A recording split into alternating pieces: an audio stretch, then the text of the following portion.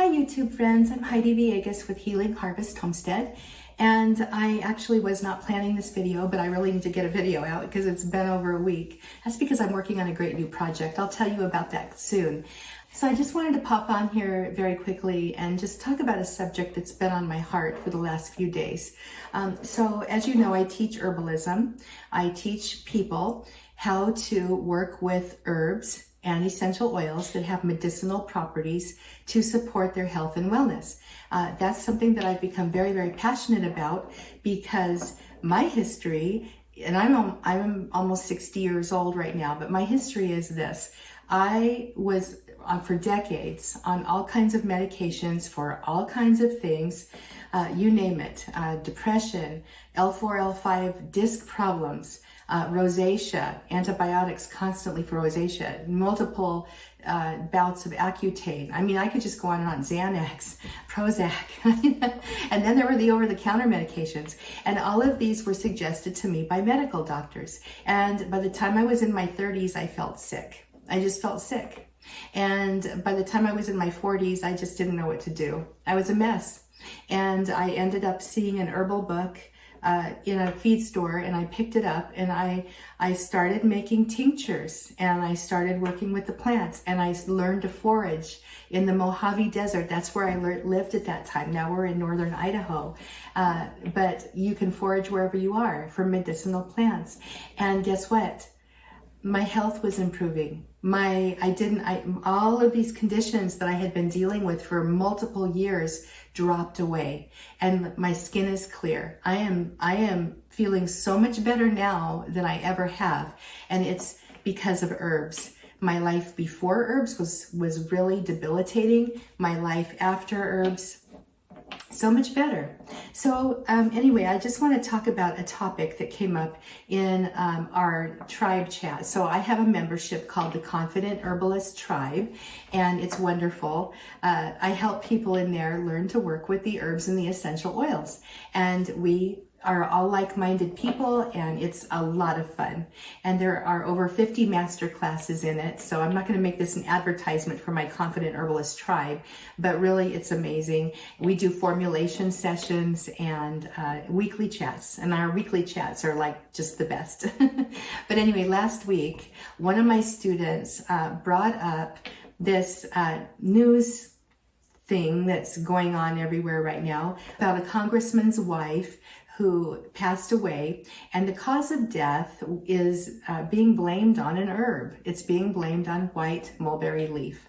So I wanted to talk about that because I find things like this extremely, number one, unfair and disturbing. We have people out there who want to bash herbalism and herbs and say that they're dangerous and nobody should take them, and to completely trust science and medicine.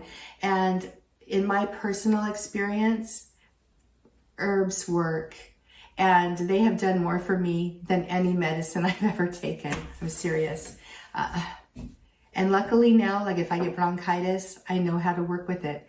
If I end up, my allergies have gone away. I mean, I could just go on and on, so I won't. But anyway, I want to talk about things to consider when you hear stories like this about somebody, quote unquote, dying because of an herb, okay? Especially one that's considered safe. When we're talking about safe herbs, the general idea is that, okay, yeah, most people can use that herb.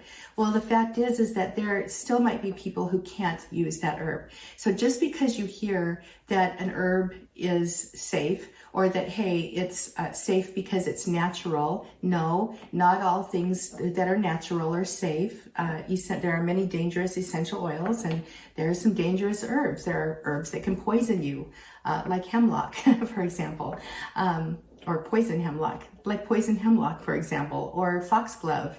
So there are herbs out there that are very, very dangerous.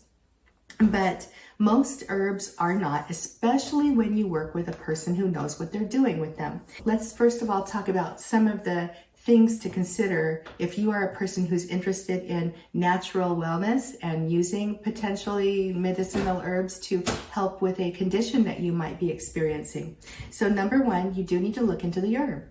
What are the contraindications for that herb? If you especially have a medical condition and you're on prescription drugs or even a lot of over-the-counter drugs, you definitely need to look into any herb-drug interactions that herb might have with the medications, because medicinal herbs have drug-like actions, even though they're not drugs, and they can interact with medications that are pharmaceutical or over-the-counter. So that's number one. You need to look into any herb-drug interactions and contraindications. The other thing to consider is inappropriate use. Okay, if a person is using a natural substance like a plant, but they're overusing it, or they're using it inappropriately and wrongly, which happens all the time, you can definitely hurt yourself that way. Some herbs are very drying. So here's an example. If you use golden seal as an example, for an antibiotic type of condition or for a respiratory condition, then you should only do so for 2 to 3 weeks max, because it can dry out the mucous membranes in your body. Not a good thing. You need to know these things if you're working with herbs. You do need to understand that inappropriate use is a big deal. And some people will say, oh, I bought this supplement at the store. It says take 2. Well, I'm going to take 4 because it's natural and it's going to be safe, and then they hurt themselves. So that's an example of inappropriate use too. The next thing to talk about here is some herb companies and some supplement companies aren't good. All right, I'm just going to say that straight out. Some of them they cut their or adulterate the herbal supplements with other herbs. There are, things that you have to be, let me just say it this way. You need to be 100% certain that you're buying from a reputable company that you trust, that has a long history of excellence, basically, if you're buying supplements. What I would suggest is that you buy the herbs in bulk yourself, like this is cut and sifted cinnamon, or like this one, or harvest and grow your own. That's the best quality you can get. But when you start purchasing herbal supplements in the bottles from like Walmart, you really don't have much of a guarantee that what's in there is what's stated on the label. Part of that reason is because herbs are not regulated by the FDA. The FDA doesn't look upon them as, drugs, so they're not regulated. And that's why you're going to see disclaimers everywhere from herbalists saying they're not medical doctors, and what they're suggesting doesn't cure, treat, diagnose, or prevent any kind of disease. And medicinal herbs need to be handled correctly and purchased correctly. All of our bodies are different. And I know, like, some people are allergic to ragweed. Some people are not, okay? Some people like me are terribly allergic to Bermuda grass, and some people are not. So we all have different sensitivities. And when you are working with a health condition, you want to be talking with an herbalist who understands your body, okay? And a medical doctor can actually be helpful with that too. Doctors are great for diagnosing, and then herbalists often will work in conjunction with medical doctors to come up with a great plan. The other thing is that if somebody passes away and they happen to be taking an herbal supplement, you have to be looking at all of the various factors. Was she on other medications? If the white mulberry leaf was causing her gastrointestinal discomfort, did she continue using it or did she stop? Again, that kind of goes back to inappropriate use. There are a lot of different factors that I understand was in play with this incident. And, just to blame an herb, probably because nobody's really sure, is, questionable, to say it kindly. And at any rate, those are just some things that popped into my head about all of this.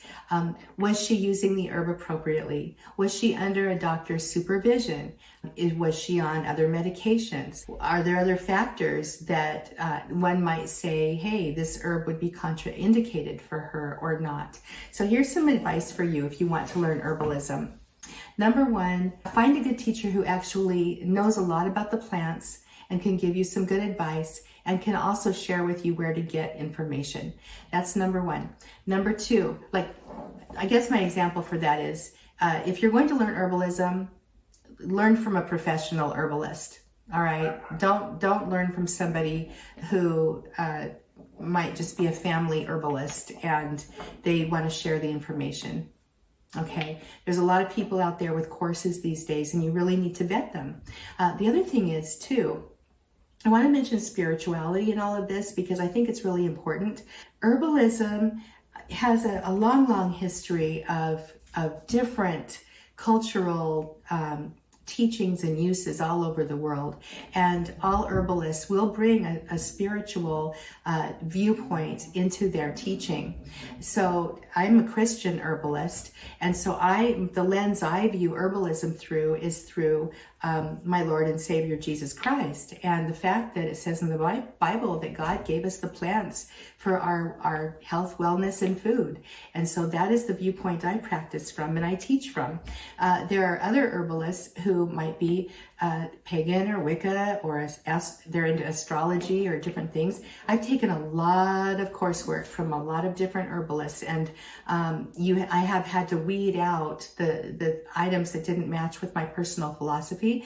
And when I first started learning, I didn't understand this. I thought herbalism was herbalism. So really what you need to do is be thinking about your personal spiritual philosophy and find a good match, because that's very, very important. Find a legitimate good match.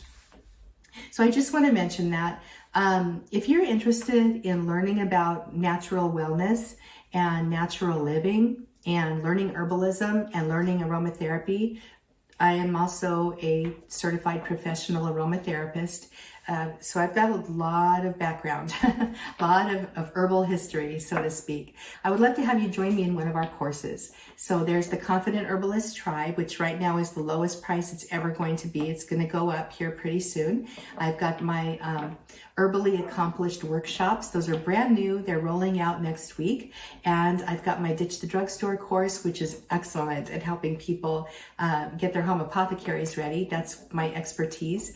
And I love helping people start diving into the world of natural wellness and health and use medicinal herbs and essential oils safely and effectively, and use common sense with it. You know, you don't throw the baby out with the bathwater. Even though I was able to get off all of the medications using plants, some people have to take medicines. Some people have to take prescriptions. So you don't throw that out, but you can work with a good doctor to figure out a nice plan for yourself. And that's all I want to say about this. So anyway, I feel very bad about that congressman's wife's death. Terrible, as a matter of fact. But really, I kind of doubt it was the white mulberry leaf in and of itself that caused her death. And again, I'm not a doctor. I'm just speaking my opinion based on my own experiences with medicinal plants. All right, I'm Heidi Villegas with Healing Harvest Homestead, and I hope you'll subscribe if you like this video and if you want to learn more about herbs and essential oils in your daily life. Bye-bye.